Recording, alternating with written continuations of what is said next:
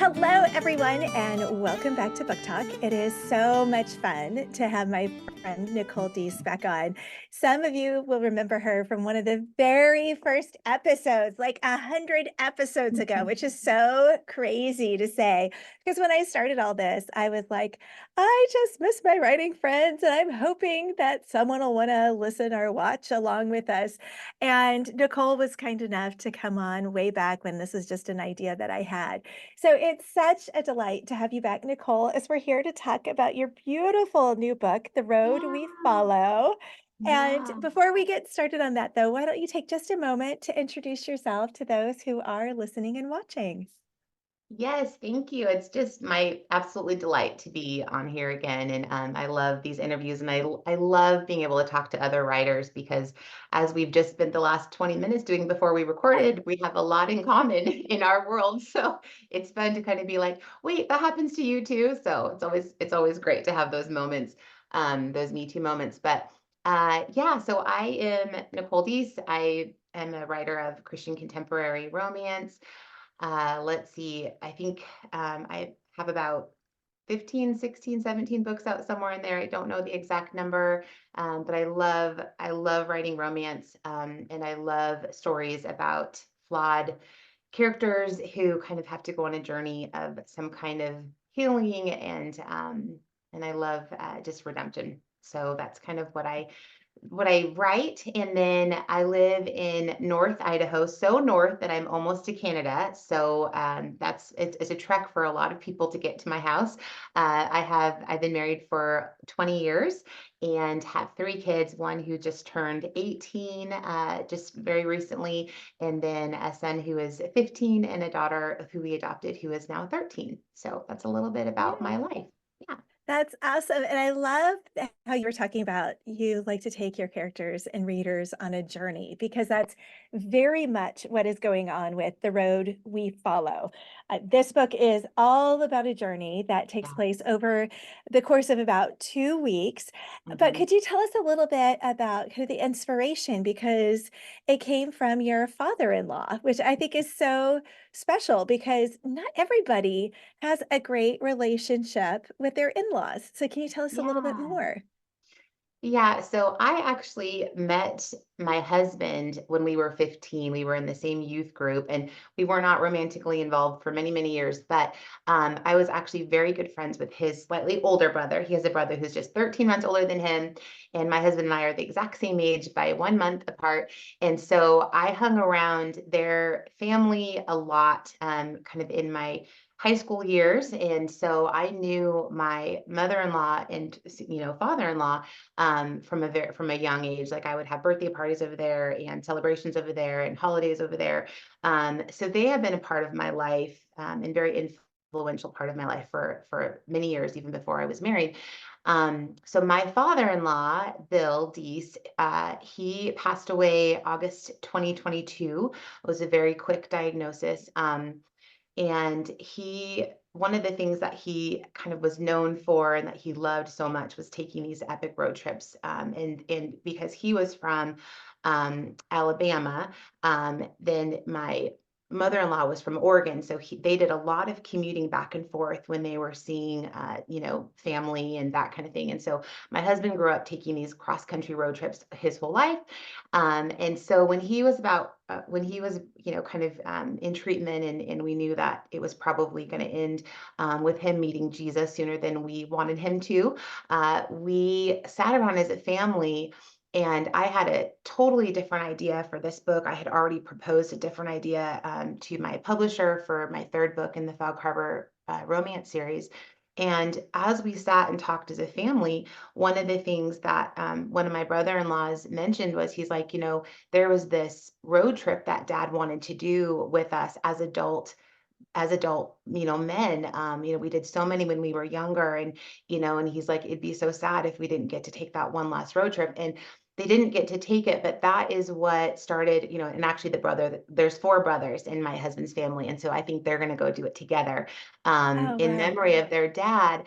But that's actually what started to churn, this idea in my brain. And I knew like my readership would be more geared towards sisters and a mom. And so I kind of had to rework the plot idea, but really keep that staple, of inspiration, which was, an adult parent taking her adult, daughters on this cross country road trip for a very, kind of sentimental reason. So, yeah. I love that. Now, that sounds very woman-centric. So how do you weave romance into that? Because that's very contemporary, Yes. that sounds very sweet and very warm and almost Little Women-ish in a way, Yeah. where you've got a mother and sisters relationships, which is wonderful, but you Yeah. also write romance. So where's the Yes. guy come into all of this?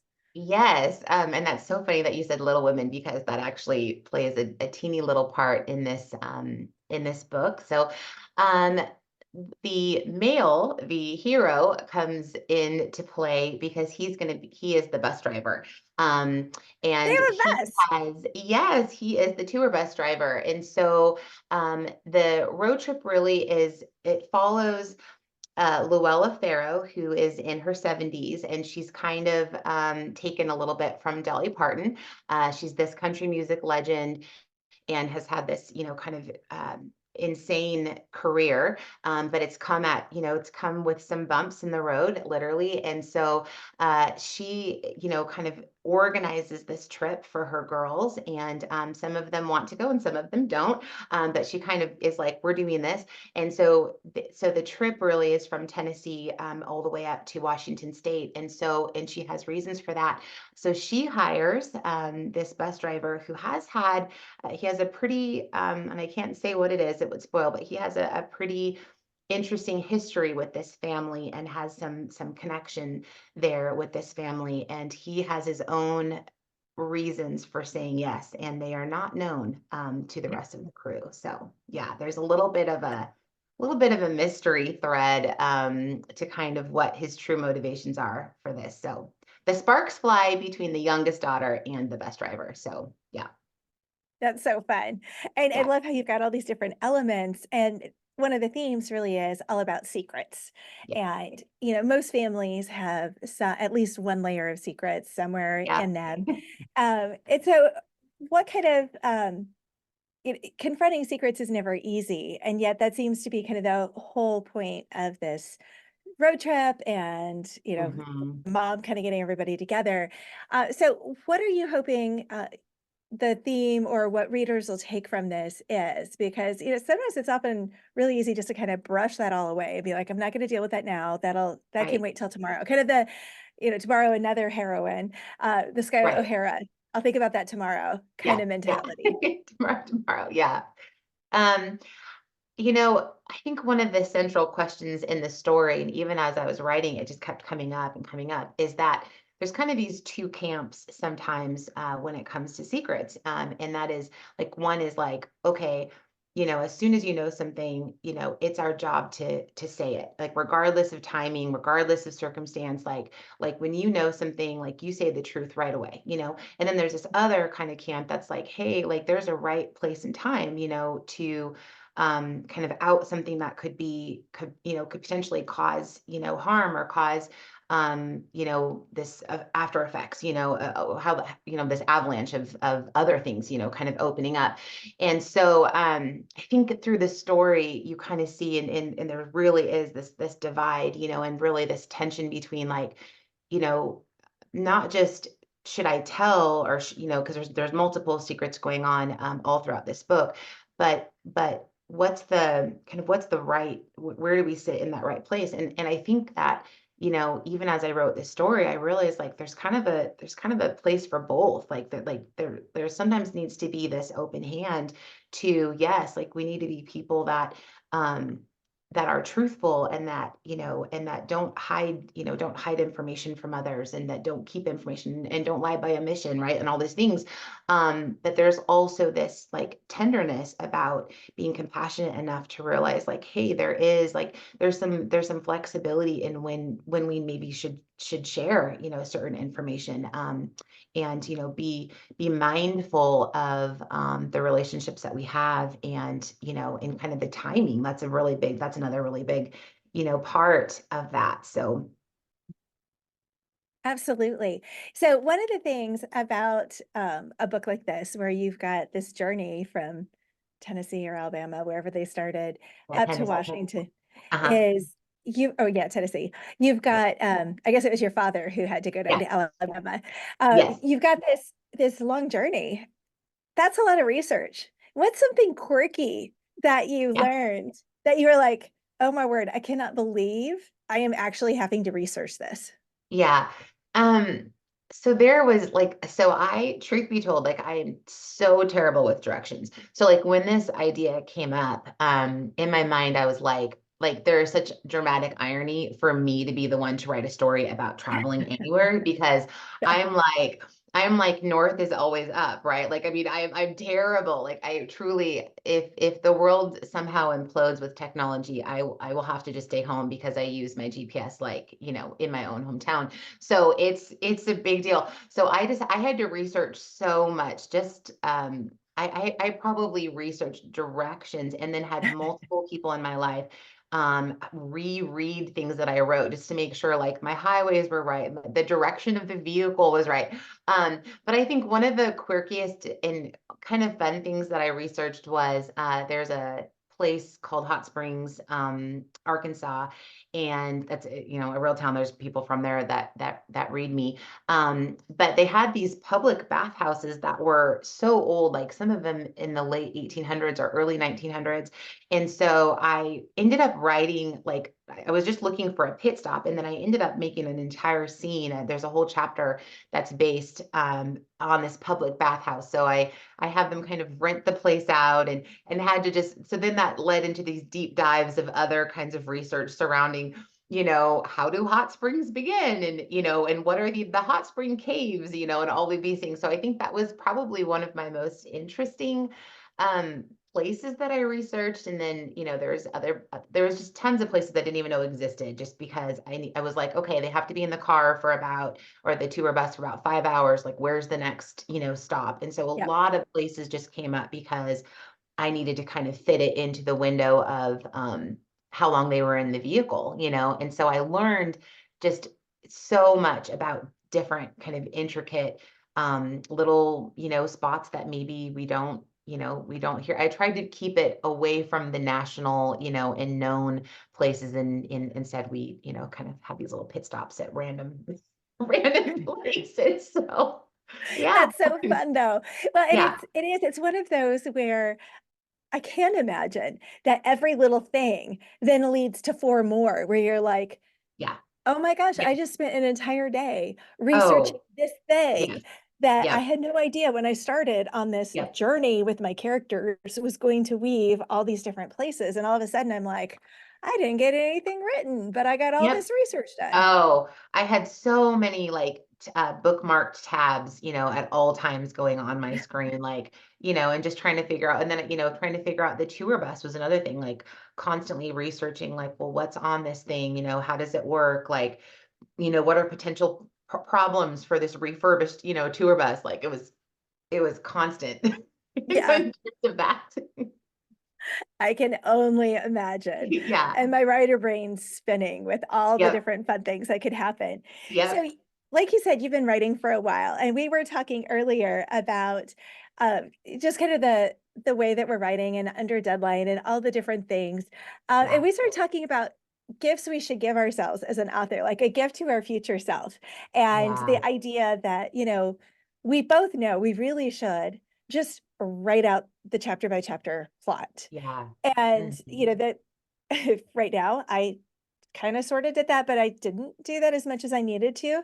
Yeah. Um, let's unpack that a little bit because I think readers, but also aspiring writers, find it really interesting to kind of know the process because every author is a little bit different. And I think sometimes people think they have to do it exactly like someone else, and that's just not true.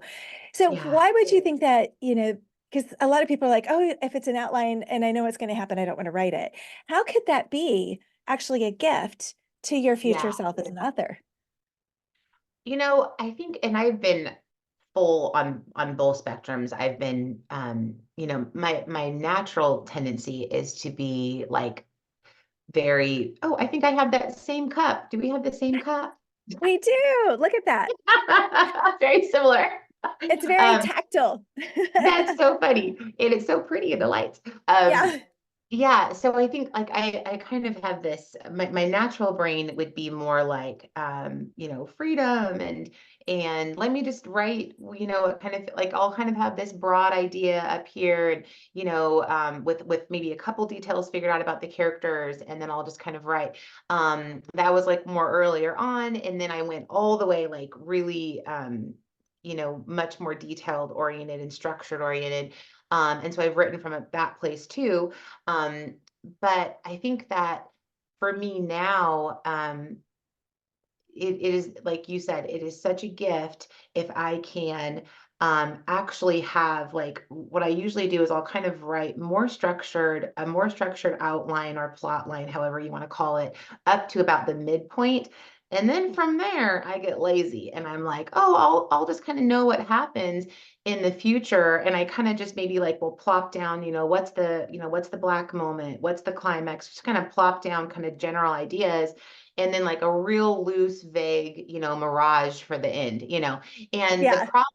the problem is every time, once I get to that midpoint, I am like, what I'm not considering when I'm starting that deadline, when I'm starting chapter one, is that by the time I'm at midpoint, am at a much more pressing point for my actual deadline. Like I'm living an Mhm. actual novel at that point with, knowing I have this, blinking red light that's like, okay, you have how many, X number of weeks to finish this whole project. So my mind, is now kind of under this stress point and I'm a lot less able to I think kind of have that like oh inspired kind of brain because now I'm like oh the clock is ticking. Yeah, um exactly. yeah. So I think you're absolutely right that, kind of giving, being more focused in writing out. I was just telling you, I'm on chapter 7 right now of book 3, and I need to actually this weekend take some time and start to tune up, really, really tune up Mhm. what's coming because I know that the best gift is being able to sit down and know what I'm going to write for the day and then allow that freedom of inspiration, that freedom of creativity to hit in within the boundaries of knowing what I'm going to write.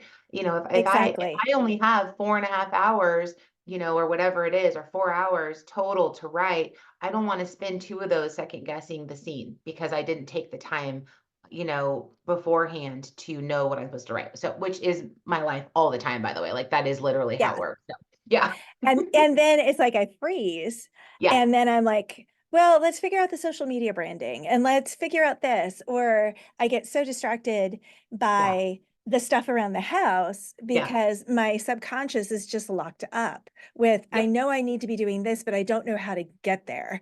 yep, Instead of having even like the bullet points of, okay, yeah, so here's this and here's this and here's that. And I think it yeah, really is that idea that if there's the loose parameters even, then it does give us that freedom to be able to yes. go, okay, I call it stringing beads. And then Oh, it's that's good. like, it's like, Mhm. okay, I have the beads and then I'm just stringing them together and then I can make the necklace beautiful because I'm not Yeah, thinking about the structure. I'm yeah, thinking about the connections and yeah, how to get from point A to point B, but I know what the points that's are. good.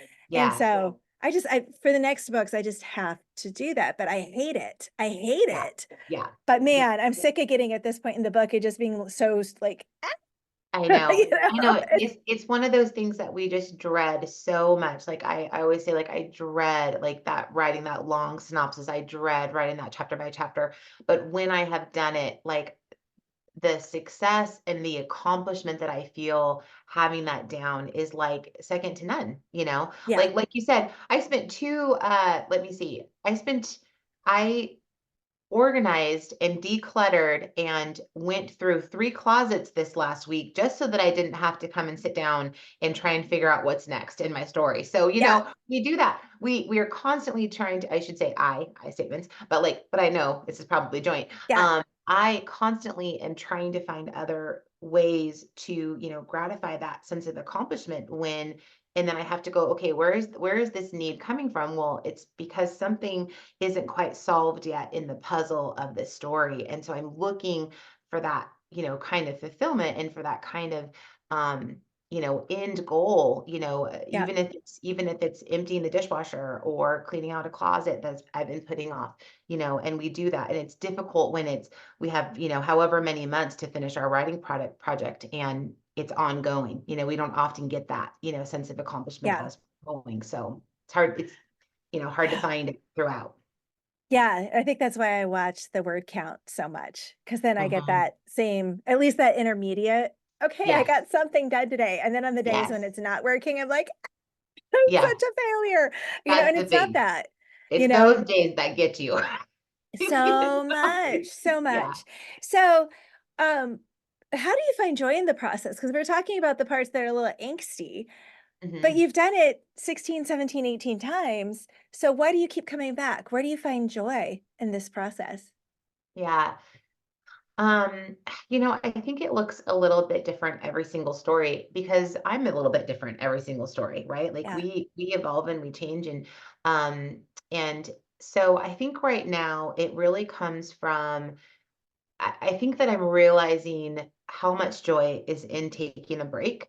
I used to just sit, and this is just stream of consciousness as I'm saying this. I have never thought this answer before, but I think this is true. But I used to just sit at the beginning of my career and just kind of force myself to just keep going, keep going, keep going. Yeah. And I would end up with, my back being completely locked up, my shoulders hurting, my neck hurting, a lack of sleep all the time, constantly feeling like I could never, kind of catch up on anything, and I Yeah. think that the fear was, well, if I step away, I'm going to lose momentum or I'm going to lose this. And yes, there's sometimes where if we step away too long, it takes us, some time to get back into the story world and all that.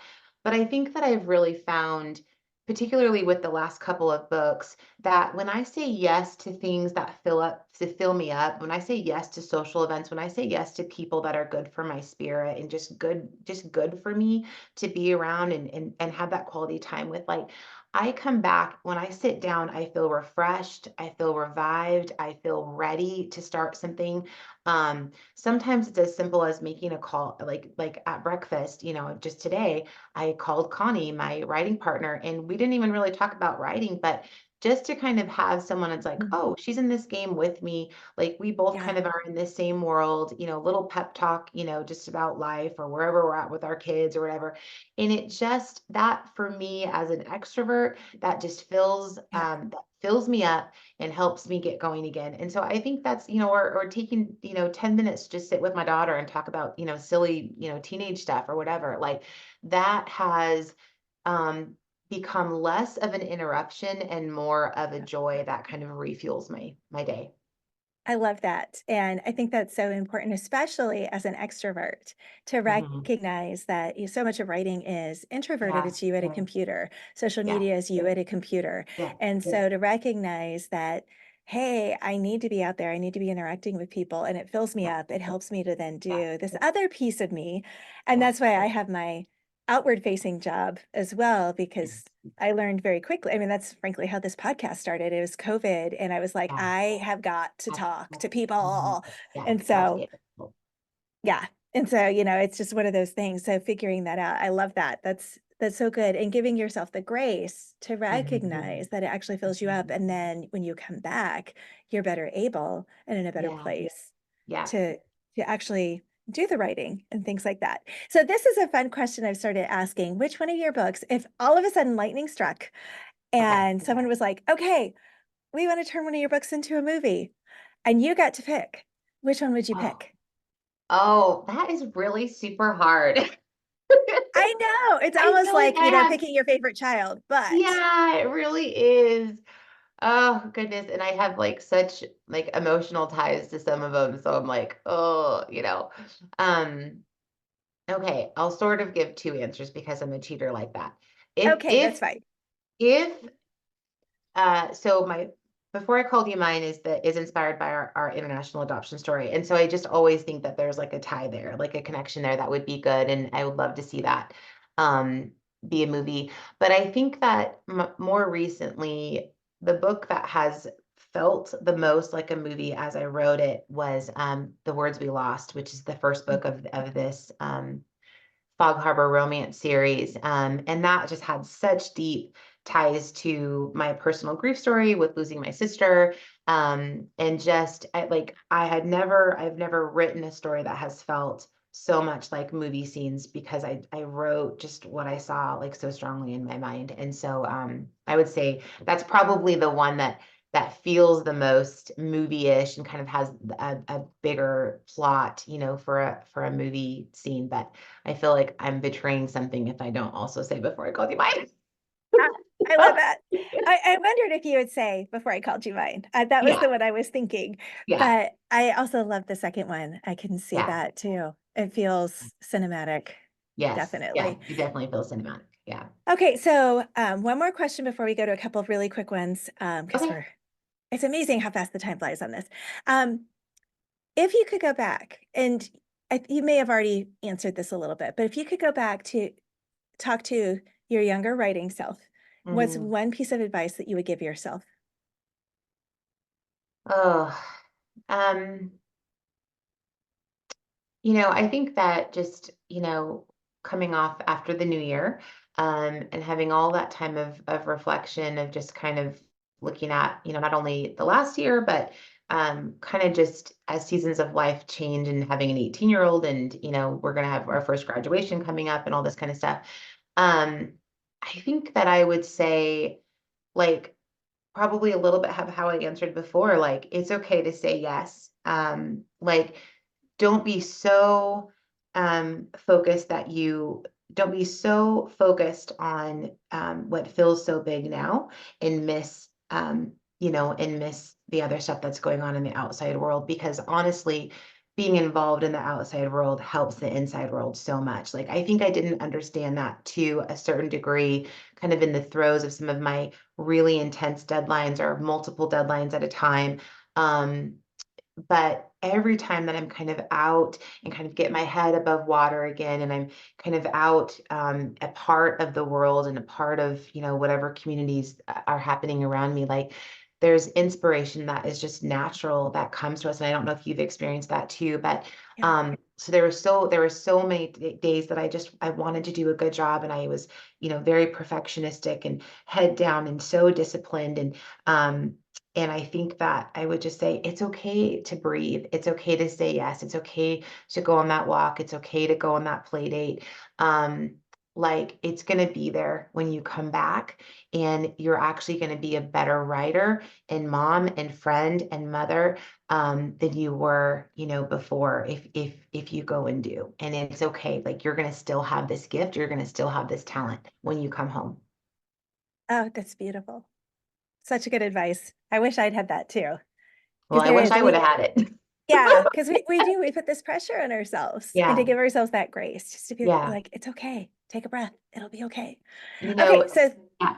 I was just gonna for say it's the gift that comes with perspective, and yeah, we don't have that in the beginning sometimes, but we get that yeah, as we keep going. So that's go ahead.